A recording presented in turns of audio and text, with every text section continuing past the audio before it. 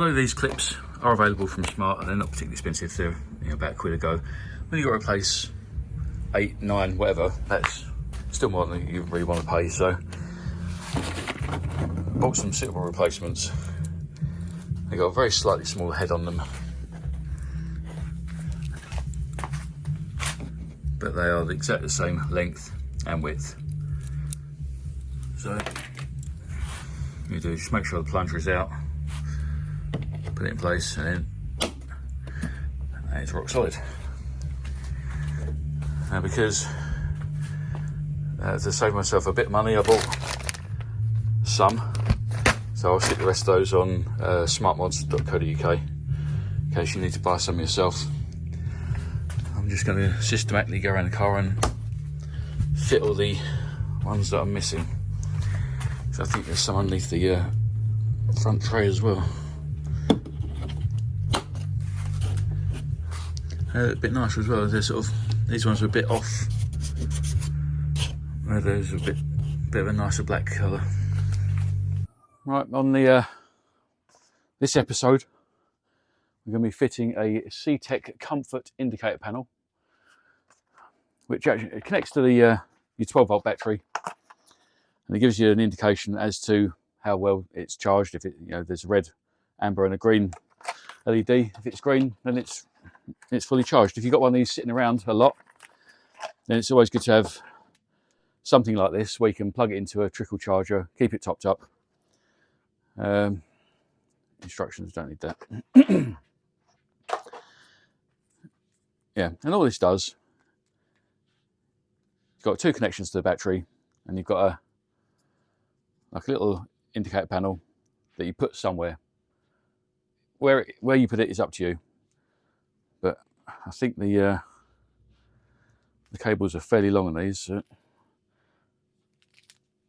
yeah, much longer than I need.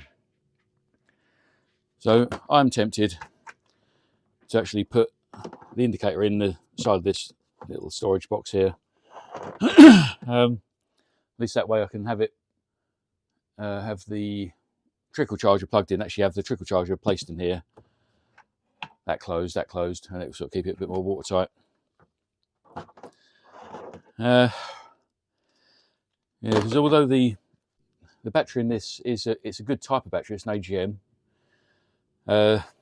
It is still a Chinese product, and it is rather small, even compared to the old 450s, 451s, Roadsters, and that sort of thing. The battery in this physically is actually quite small. Now, for a car this size, that's I mean, I know it shouldn't make any sense. And once you turn the car on, the 400-volt battery, it is 400-volt, of course, keeps this charged up, but you still need the power in the battery to unlock the car and start with the contactors, that sort of stuff.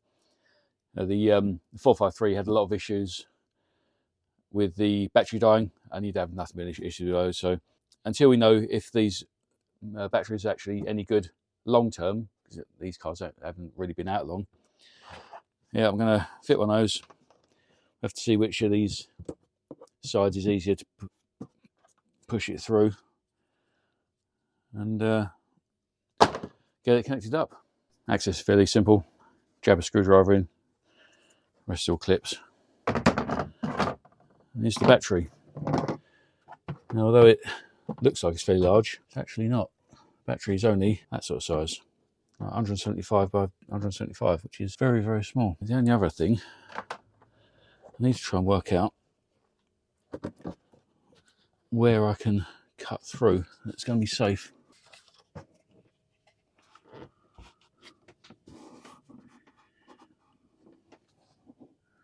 I think I'll probably take that off, just give myself a bit more room.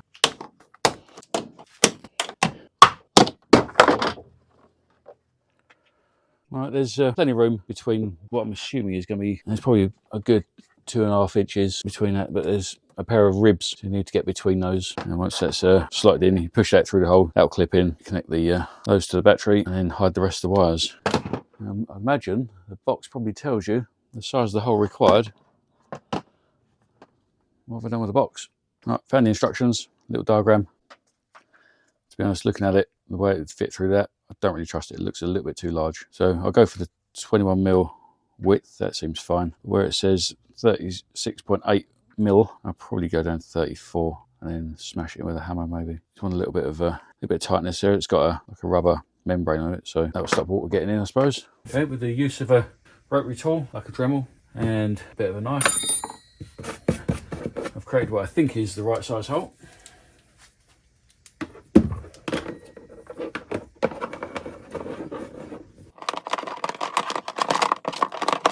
It's tight, and very tight. That looks right to me. See, now I've got to vacuum all the coated plastic out. Right, on the battery, we've got negative side, that side. Nut here you can remove.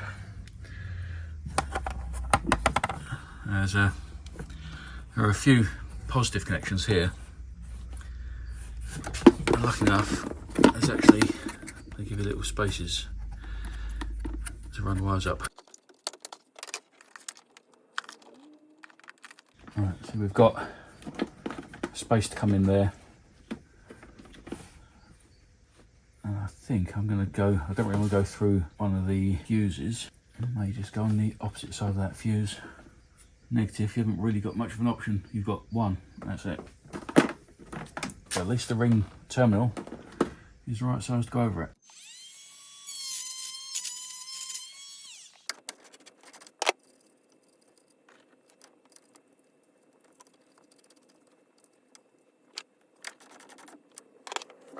Show you. Come in through that hole there. Create a very small indent for this wire to sit into. Instead of going through, because I was going to go along here and to that, through that fuse, that's not really, shouldn't be really a problem because it's a 100 amp fuse. I think if I go that way and then straight into that one, it's 13mm nut, and it's exactly the right size for the terminal. So that's going to be fine for there. And I've just got to connect that one to that one there.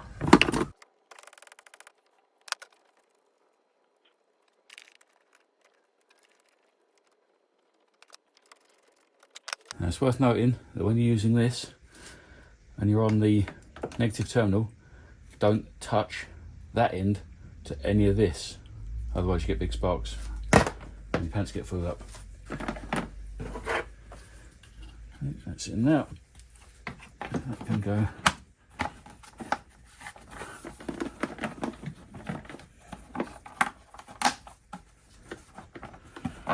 That's clipped down. Fine. Now you can still get to the jump start connector for the negative.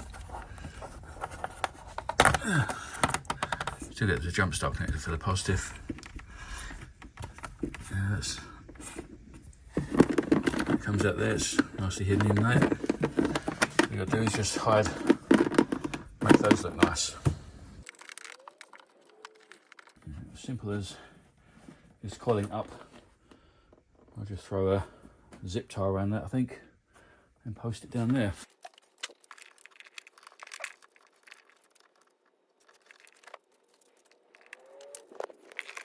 I'll put you upside down. You can see in there. There you go. That's where it comes through. And it can be wedged if you really want to. Let's put the plastic bands back on.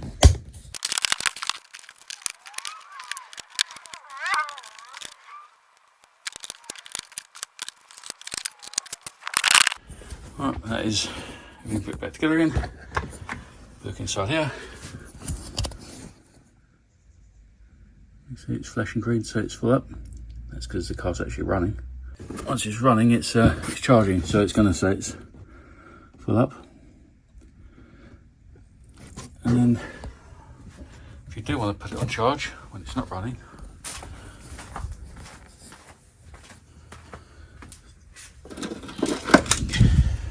get yourself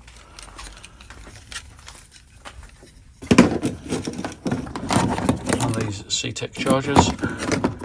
They come with a very handy little connector. Drops down. That connects in. You plug that in. And it charges and makes sure that the battery's on.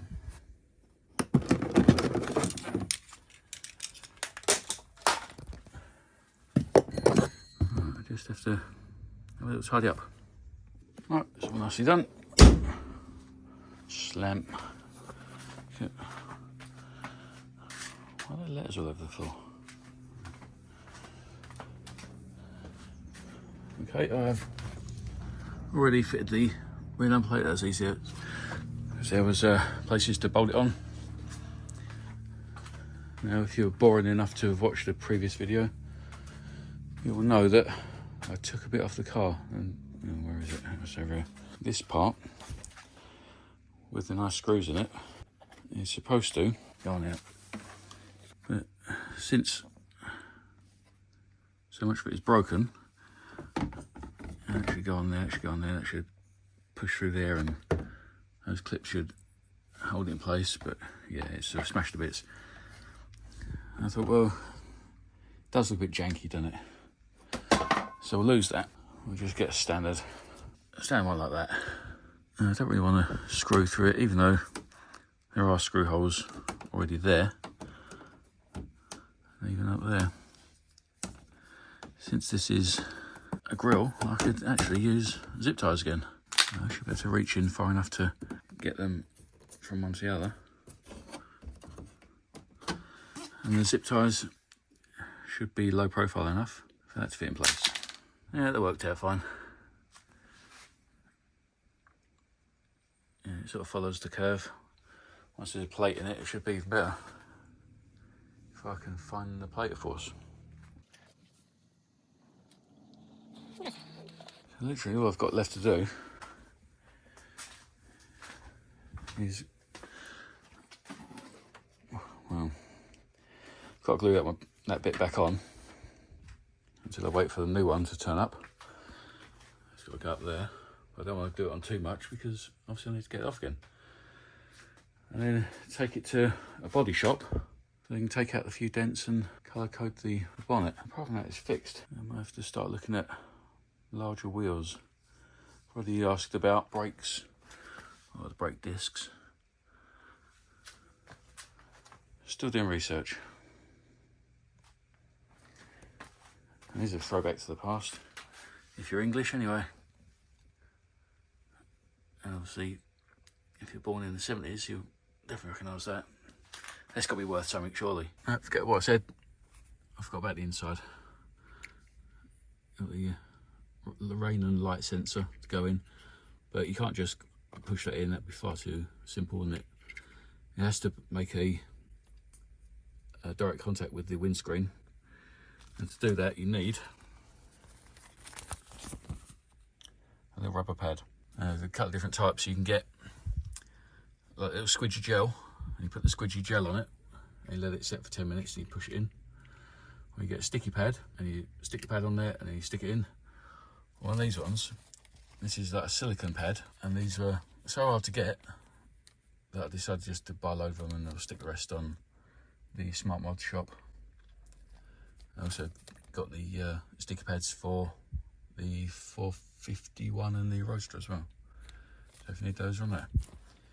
It should be just a case of stick it on, clip it in. Yeah, okay, yeah, I forgot to film any of it. Fucking sue me. All you do is just stick it on. It's not exactly sticky, it's more tacky than anything. And then you push it in place.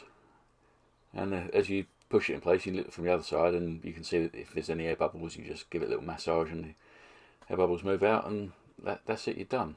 As simple as that. Right, now on to air fryers. Now, I've been called a lot of names before. They've never really bothered me. But last year I got called an air fryer wanker. So I decided to lean into it. There's my old air fryer. Here's the new one. Now, if you get an air fryer, you will become an air fryer wanker. You just can't help but talk to people about it. They're just fucking amazing.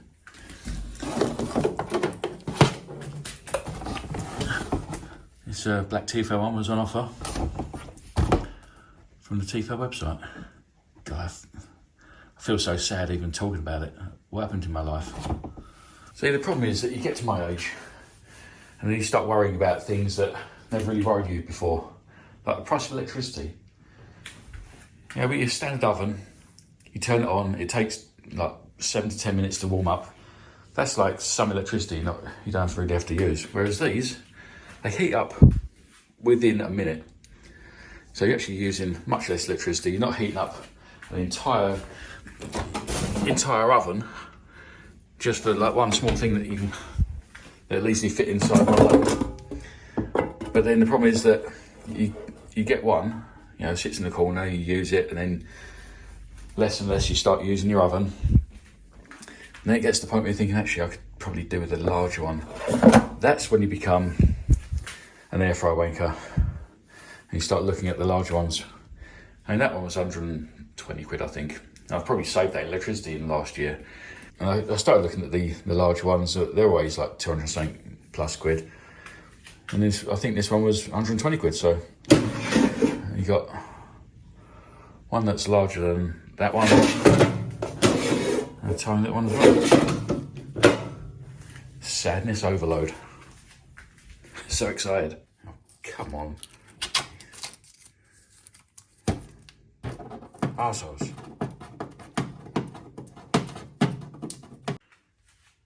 No Tefal, that is not alright. It's unacceptable. This one better come off bare. Otherwise it's going to be for fucking days.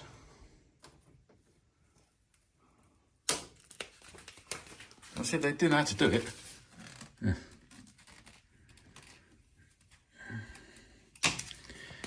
Na na na na. Arseholes. Ooh. You got the old bunch of sticks. That's too exciting. I have to read the manual. I'm glad that's focus. I'm glad that's a lot of different languages because that is massive. Guarantee whatever. Safety instructions, alright. Quick start guide. Like anyone's ever going to do anything apart from chips and these things. Ridiculous. Baked apples. Bin fodder.